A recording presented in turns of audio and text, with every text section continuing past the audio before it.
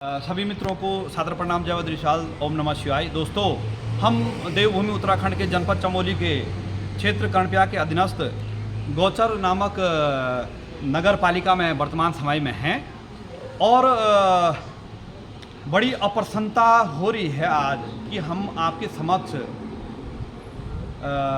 एक ऐसा मामला रखने जा रहे हैं कि जिसमें हमारे जो पूर्व सैनिक तो एक दर्जा हो गया, लेकिन उसके बाद जिनको भारत सरकार द्वारा जो है पुरस्कृत किया गया, उनके साथ क्या अत्याचार हो रहा है, अत्याचार ही कहेंगे साहब, और क्या बर्बरता हो रही है, क्या उनके साथ एक सौतेला व्यवहार हो रहा है, आपको ले चलते हैं। और कि हमारे भाई साहब सादर प्रणाम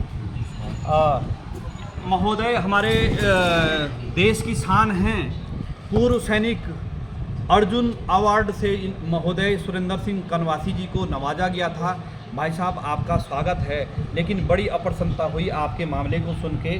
आप हमारे दर्शकों को अपना पूर्ण रूप से परिचय बता दें और आपने कब जो है हमारे देश के लिए जो है ये खिताब जीता था, आप पहले उसके का परिचय बताएं और फिर उसके बाद हम जो है आपकी समस्या पे चर्चा करेंगे। धन्यवाद देवेंद्र जी। मैं Bengal engineers group centre Roorkee में भर्ती होकर 1981 में गया था जी। और शुरू से ही जो है मेरा स्पोर्ट्स में ज़्यादा ध्यान रहता था जी। सर्विस के साथ साथ, आर्मी के साथ साथ स्पोर्ट्स भी एक इवेंट था जी। तो मुझे नौकायन के लिए मेरा सिलेक्शन हुआ। मैं सेलेक्ट होकर के 82 में पूना में गया था, कॉलेज ऑफ मिलिट्री इंजीनियरिंग में। वहाँ पे वाटर स्पोर्ट्स की ट्रेनिंग होती थी जी। वहाँ पे हमने अच्छा काम किए, होने के बाद 8-10 साल लगातार नेशनल में चैंपियन रहे जी। और 1990 एशियाड जो बीजिंग में हुआ था, अच्छा। उसमें हमें कांस्य पदक मिला था जी। कांस्य पदक मिलने के बाद तत्कालीन उत्तर प्रदेश सरकार में एक पॉलिसी होती थी कि आप अगर मेडल लेते हैं एशियाड में तो आपके गृह जनपद में आपको आधा नाली भूमि दी जाएगी जी। तो उसी प्रकार मुझे भी आधा नाली भूमि 1992 में जी। तत्कालीन जिलाधिकारी चमोली द्वारा आमंत्रित हुई थी। अच्छा, वहाँ से इनको जो है आदेश हुआ होगा। जी जी, वो एक पॉलिसी होती थी। जी जी, ठीक उसमें जी। तो मुझे आधा नाली भूमि यहाँ ग्राम पनाई तल्ली गौचर में सड़क के नीचे मिली थी जी।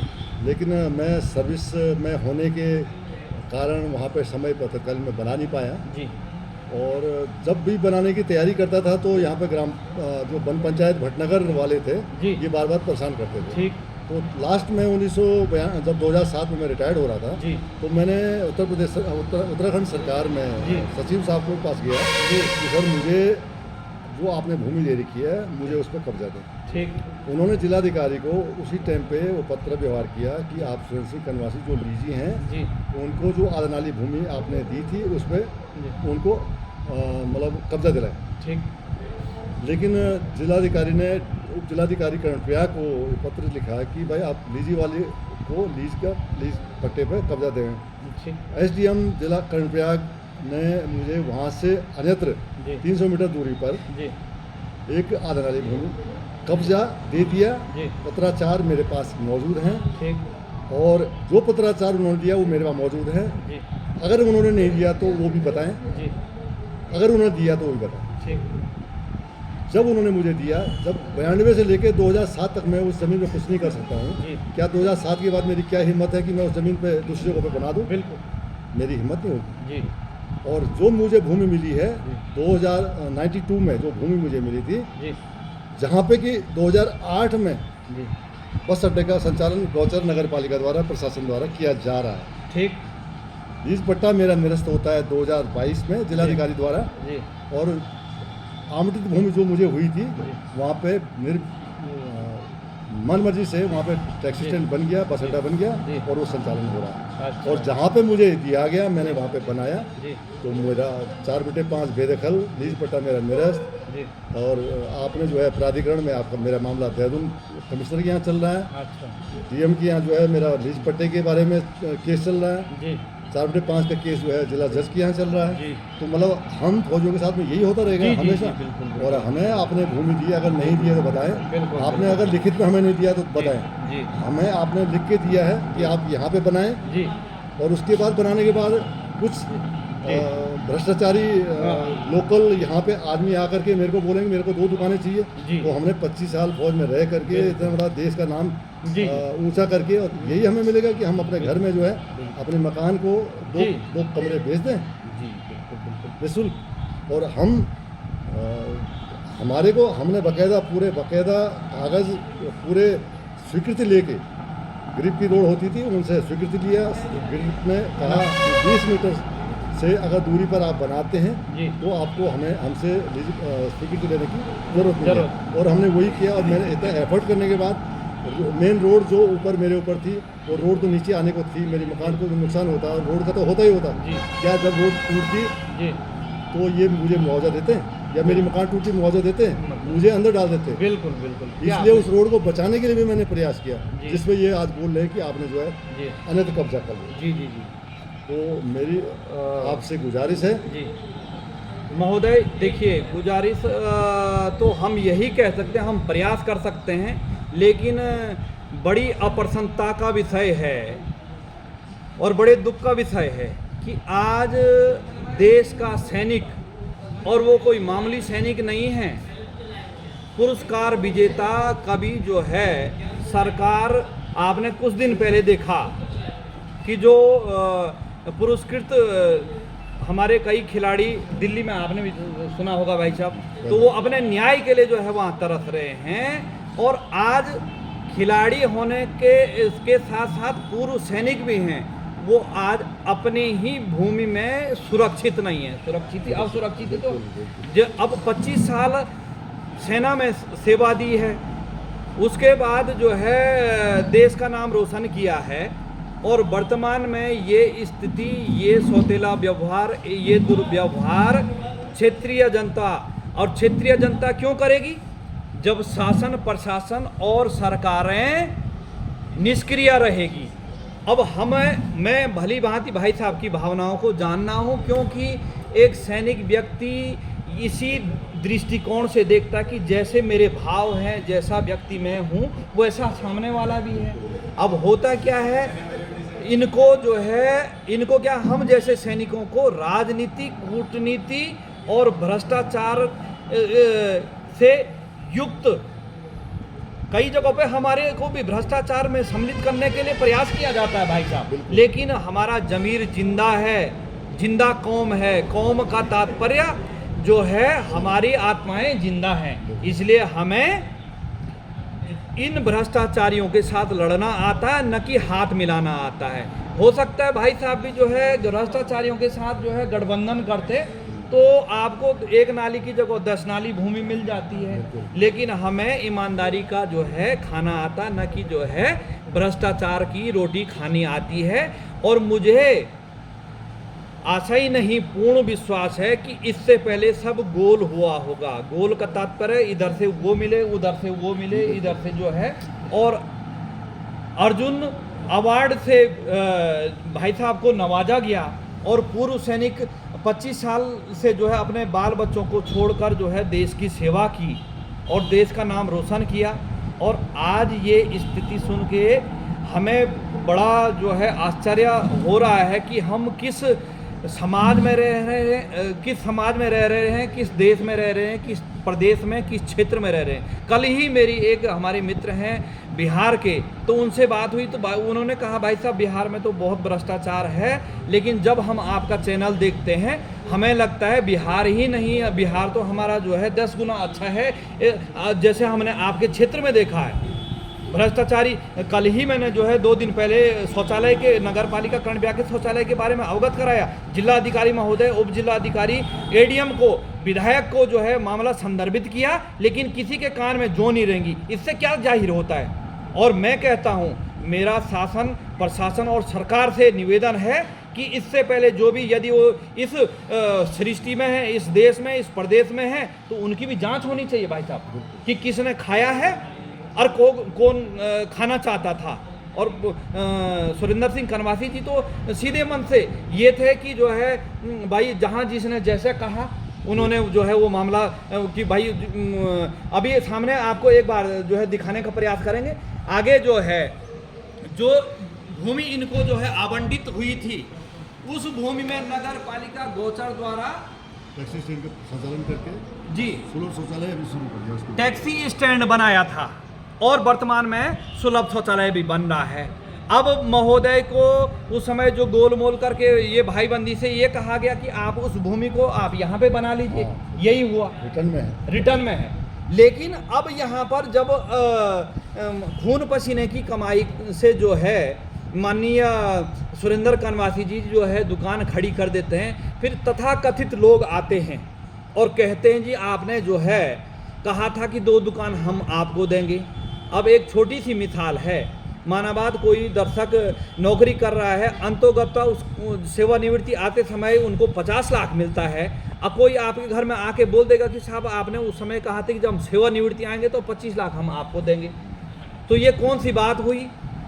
तो ये भ्रष्टाचार की पराकाष्ठा इस देश में, प्रदेश में, क्षेत्र में इतने जो है गहरी मजबूत हो चुकी हैं कि अब हर किसी आम व्यक्ति के बस की बात तो छोड़िए, सरकारों के बस की बात भी नहीं है। माननीय विधायक साहब का घर यहाँ से लगभग 1 किलोमीटर दूर पे होगा और महोदय ने कई बार मामला विधायक साहब के संदर्भ में डाला, लेकिन कान में जौ नहीं रहेंगी। जौ इसलिए नहीं रहेंगी क्योंकि सरकारों के संज्ञान में डाला, क्योंकि दलदल में हैं, भ्रष्टाचार के दलदल में हैं। माननीय मुख्यमंत्री पुष्कर सिंह धामी जी, आप कहते हैं, आपके जो है छुट भैया नेता कहते हैं, आपके जनप्रतिनिधि कहते हैं कि धाकड़ धामी जी, धामी साहब सुना है कि आप धाकड़ हैं, आप भी एक पूर्व सैनिक के जो है बालक हैं, लेकिन आज एक पूर्व सैनिक और उसके बावजूद वो जो है पुरस्कार विजेता महोदय को जो है इस प्रकार से इस प्रताड़ना का जो है सामना करना पड़ रहा है, इस भ्रष्टाचार के शिकार होना पड़ रहा है। तो आप देखिए आप कौन से प्रदेश में रह रहे। क्या हमारे पूर्व जो हमारे आंदोलनकारी शहीदों ने यही कल्पना करी थी इस प्रदेश की कि हमारे प्रदेश में इस प्रकार से और हमारे सैनिक भाइयों के साथ इस प्रकार का अपमान हमें किसी भी हद तक सहन करने योग्य नहीं है, क्योंकि हमने, आप जानते हैं, हर व्यक्ति देश के जम्मू कश्मीर से लेकर कन्याकुमारी तक सेना के जवान के लिए हर व्यक्ति, हर महिला, हर बच्चे के दिलो दिमाग में वो भाव हैं, लेकिन धरातल पे यहाँ ये क्या भाव है स्थानीय लोगों के और नगर पालिका का, जिला प्रशासन का, तहसील प्रशासन का, और अभी तक महोदय को न्याय नहीं मिल पाया। रात को आप जान सकते हैं जिस भूमि पर इस प्रकार का विवाद हो, क्या रात को चैन की नींद सोते होंगे? क्या ये जब सेना में जो है, जब ये जो है देश के लिए लड़ रहे थे, देश के जो है गौरव के लिए लड़ रहे थे, तो इन्होंने यही सोचा होगा कि देश प्रदेश आज क्षेत्र हमारे साथ इस प्रकार का सौतेला व्यवहार करेगा। दोस्तों, ये नकाब भ्रष्टाचारियों का जो भ्रष्टाचारी रूपी नकाब है, ये उतरना चाहिए। और मैं अपनी तरफ से नहीं, महोदय की तरफ से कहता हूं कि इस प्रकार की वीडियो को ज़्यादा से ज़्यादा शेयर करें, जिससे कि मुख्यमंत्री महोदय जो ओहदेदार हैं, जो प्रदेश को चला रहे हैं, हम तो इसमें भी जो है वो रखते हैं कि हमारे राज्यपाल भी तो पूर्व सैनिक हैं सर, और पूर्व सैनिकों के साथ माननीय गणेश जोशी जी और सैनिक कल्याण मंत्री हैं साहब। मैं मुख्यमंत्री पुष्कर सिंह धामी जी से पूछना चाहता हूं, जो शहीद स्मारक बनना है उधर तो बहुत अच्छी बात है, क्योंकि आपको पता है कोई शहीद तो जो है उसमें अनापत्ति नहीं करेगा, या कोई सैनिक तो नहीं करेगा। बहुत अच्छी बात है, हमें गर्व का विषय है कि हमारे प्रदेश में इस प्रकार का जो है कार्य हो रहा है, हमें गौरवान्वित हम महसूस करते हैं। लेकिन वो तो शहीद है महोदय, हम लोग तो शहीद भी नहीं हैं। जो जिंदा हैं उनके साथ कब न्याय होगा? जो जिंदा सैनिक है उसके साथ कब न्याय होगा? ये गणेश जोशी जी बताएं और मुख्यमंत्री पुष्कर सिंह धामी जी बताएं इस पे। और हमारे राज्यपाल महोदय से मैं निवेदन करता हूं कि इस प्रकार जो है हमारे जो पुरस्कार विजेता हैं, हमारे पूर्व सैनिक जिन्होंने 25 साल का जो है, जो युवा अवस्था जो है सेना को दिया है, हमें भली भांति पता है। महोदय बंगाल इंजीनियर में रहे, बंगाल इंजीनियर की नौकरी सारे जो है कितनी जो है कष्टकारी होती है वो हमें भली भांति जानते हैं। और जो हमारे कई मित्र बंगाल इंजीनियर होंगे या सेवानिवृत्ति वो जानते हैं कि बंगाल इंजीनियर की क्या टास्क होता है कि साहब अभी जो है आपने जो है रातों रात पुल खड़ा करना है। उस समय ये नहीं देखता कि मैं बड़ा हूँ, मैं छोटा हूँ, मैं अधिकारी हूँ। सब ने जो है लोहे के बड़े बड़े पिलर जो है उठा के जो है कंधा लगाते हैं, रात भर टास्क मिलता है। लेकिन बड़े असमंजस का विषय है कि सुरेंद्र सिंह कनवासी जी लगभग कितने साल से भाई साहब इस जमीन का विवाद नहीं निपटा? 92 से। उस समय दोस्तों हम लगभग 8 साल के हुआ करते थे और 92 से महोदय इस प्रताड़ना को झेल रहे हैं। ये मिला उनको, इससे अच्छा मिलता ही नहीं भाई साहब ना। नहीं मिलता, बढ़िया था। कम से कम आदमी अपनी जो है पूंजी लेके चलता कि भाई मैंने इतने रुपए का यहाँ पे जमीन खरीदनी है और यहाँ पे ये करना। लेकिन सरकारों ने उस समय दे दिया कि हाँ भाई, जिलाधिकारी को मामला संदर्भित किया कि इनको जो है भूमि दे दीजिए। अब इस भूमि के ऊपर इस प्रकार की राजनीति, कूटनीति और भ्रष्टाचारियों का दबदबा बनना है कि हमें दुकान दे दीजिए। इन्होंने इसलिए बनाया था अपने खून पसीना। और हो सकता है, मैंने पहले भी कहा, यदि ये भ्रष्टाचार से कंधा से कंधा मिलाते तो आज इनकी दो नहीं माफ कीजिएगा 2 नहीं 20 दुकानें होती। और बड़े शर्म का विषय है कि हमारी देवभूमि जैसे क्षेत्र में इस प्रकार से, मैंने पहले भी कहा कि दानवों का दबदबा बनना है। और हम कसम खाते हैं कि महोदय के साथ लड़ने में और भी पूर्व सैनिक आए न आए, मुझे आशा ही नहीं, पूर्ण विश्वास है कि हमारे पूर्व सैनिक उत्तराखंड के नहीं बाहर के भी पूर्व सैनिक इनकी जो है इस समस्या का समाधान के लिए एकजुट हों। और जो हमारे संगठनों के, चाहे वो जनपद के संगठन है, चाहे वो राज्य के जो है पूर्व सैनिकों के संगठन है, इसके बाद हम जो है इनका ये मुद्दा जिला स्तर पर तो लेके ही जाएंगे, लेकिन राज्य स्तर पर जो है इस मामले को लेके जाएंगे। इसमें चाहे हमें तन मन धन का उपयोग करना पड़ेगा। और हम भली भांति जानते, सैनिक तो जानता ही है साहब, कि हम यदि किसी चीज़ के साथ किसी क्षेत्र में चले गए तो हमें अपने जो है जान की भी परवाह तो हमने तब भी नहीं करी थी जब देश की जो है सीमाओं पे जो है रक्षा करने का प्रयास किया था। रक्षा करेंगे तो नहीं कहेंगे, लेकिन रक्षा करने का प्रयास किया था। लेकिन इस प्रकार की बर्बरता पूर्व सैनिक और अर्जुन अवार्ड से नवाजे गए सुरेंद्र सिंह कनवासी जी के साथ जो है बिल्कुल भी जो है ये असहनीय है।